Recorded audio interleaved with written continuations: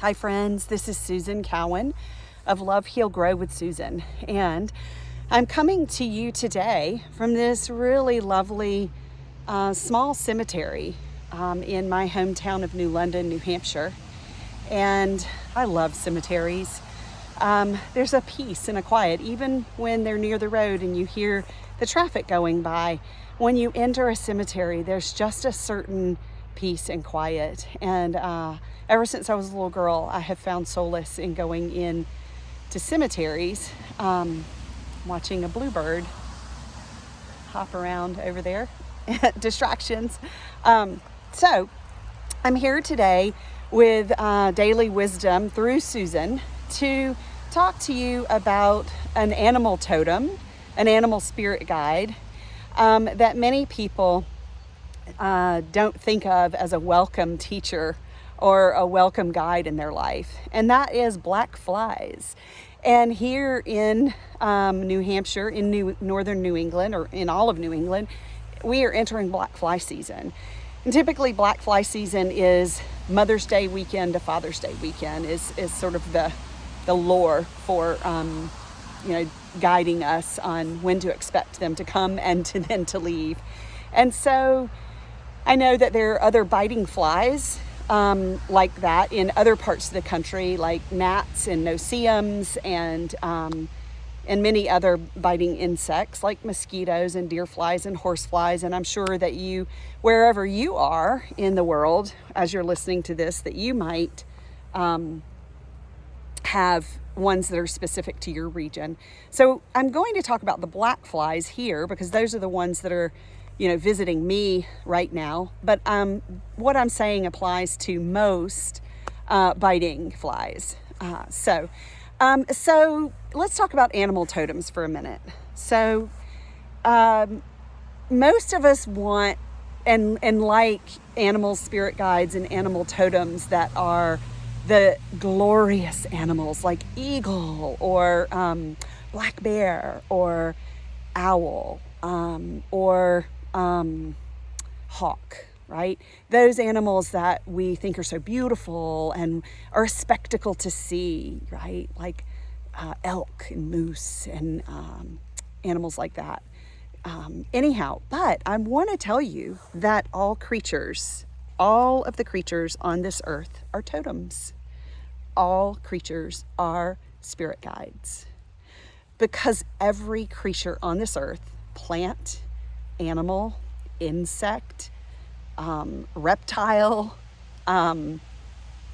bird, snake, human, all the mammals, as well as everything in the other kingdoms, the fungi, the viruses, the bacteria, they are all part of this glorious creation. They are all part of God's world, of what God created. I don't care what word you use for God. You could use God, the universe, the quantum field, whatever you want to use. They are part of this just as much as you and I are part of it. They are part of this grand divine design. And so every part of the grand divine design has something to teach us, has a way to guide us and inspire us. And so I'm going to talk about the ones that we don't like. And black fly fits in that category, along with the other biting flies like mosquitoes, and especially other insects like ticks and reptiles like snakes, and maybe even spiders, as well as other things that aren't animals like viruses. They are our teachers. If we are open to them, they have something to teach us. They have a way to guide us. Okay, so let's dive in. So black fly season is upon us. I was already bit by a black fly this week, so it's here. And so when I'm looking at and working with and studying these beautiful animal messengers, I'm looking at their structure and their function and their color and their habitat and their behavior. And then all of that helps me to understand the message they're bringing to me. So black fly, let's dive into them. They're tiny. They're so tiny. They're not they're not invisible like no-see-ums, but they're tiny enough that you don't necessarily see them the way that you see a horse fly or a deer fly. And they're black. So black as a color represents the void from which everything emerges. Everything comes out of nothingness. If you get an idea in your head, where did that idea come from? It came from the void. It came from a place of nothingness, and it came into you as an idea. And then it's your job. You were put here on earth, my friend, to bring that idea into life and manifest it into something real in the world. And this is part of what Black Fly helps us with. What are we bringing out of the void and into life here on earth? Okay, let's think about its behavior. So it's the females that bite. And as I have researched and learned, the females bite us for our blood because something in our blood helps them feed their eggs. So there's the message. The black fly is showing us you gotta feed your eggs. And for humans, what are eggs? Eggs are the equivalent of our wishes, our ideas, our dreams, and our inspirations that we're holding in our heart. We gotta feed them. And if we don't feed them, they'll wither away and die. If we feed them, they have a chance to come to life. And guess what? Guess why you are here on this earth in this very moment in time as the human that you are with the name that you have. Guess why you're here? You are here to bring to life those ideas and dreams and wishes, those eggs that are planted in your heart. You're not here to slave away at a job that you hate. You're not here to watch TV all day and play video games and self-medicate with alcohol and food and sugar and drugs and all the stuff we self-medicate with. You're here to contribute to life on earth and create. And your creations don't have to be award-winning, Nobel Prize-winning, Grammy-winning, Oscar-winning. No, not at all. Your creations, what you bring to life, are magnificent because you created them. They're magnificent because they exist. That's all. That's all. So, black fly teaches us. When black fly is buzzing in our face and biting us, black fly is like, hey, you feeding your eggs? Because I'm feeding mine. I'm feeding mine off your blood. And so can we be inspired by that? Whether it's the black flies of New England or whether it's whatever biting flies are in your area, wherever you are, can you be inspired? Can you say thank you? Thank you for reminding me. Okay, let's talk about another aspect of biting another animal. That's a pretty audacious act, isn't it?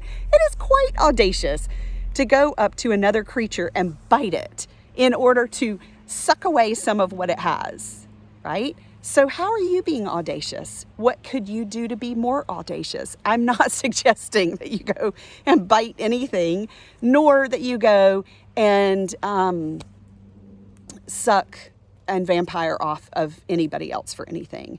But how can you be audacious and bold and courageous? Because that's what it takes to nourish your eggs and bring them to life. And that is what black fly teaches us, guides us in, and leads us with.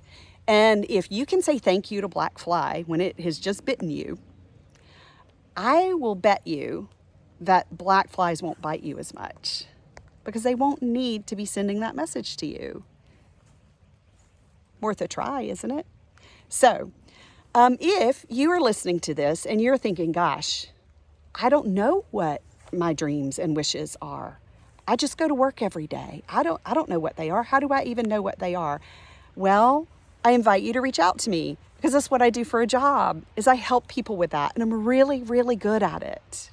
A couple of years ago, I couldn't have told you that. But that's a way in which I've become audacious, is that I can tell you I'm really good at helping people identify what their dreams and wishes and visions and inspirations are. And then I'm really good at helping them design their life very gently and very gradually to be able to live into that. and to bring all of that to life and live into the life that you came here to live, that your soul came here to live. Each one of us came here to live a certain life, to contribute to this world in a certain way. And the greatest act of rebellion that we can have against what's going on in the world now and what has ever been going on in the world is to find our unique personal wishes and dreams and inspirations, identify those eggs inside of our heart, nourish them, and bring them to life. That is the greatest act of rebellion that you can accomplish. So if I can help you with that, reach out to me wherever you're seeing this video, whether it's on social media or in my newsletter or on my YouTube channel. You'll find some contact information there for me, because I would love to help you contribute to this glorious, amazing world. And so just look at all of these headstones behind me in this old cemetery, and the newer part is on the other side of me, and think about what they contributed. These individuals, while they were alive here on earth, what did they contribute? And what eggs inside of them might have gone to the grave with them, and we never got to know what they are and enjoy them. I don't want you taking your eggs to the grave with you. I want to help you give birth to those eggs. So, this was a power-packed message for today, wasn't it? I just channel these messages, my friends. I receive divine guidance, and I do what I'm told, and by the divine guidance, not by I follow an inner authority, not an outer authority. Maybe this landed in a certain way for you. Maybe it brought you to tears. Maybe it got you excited. Let me know. I'd love to hear from you.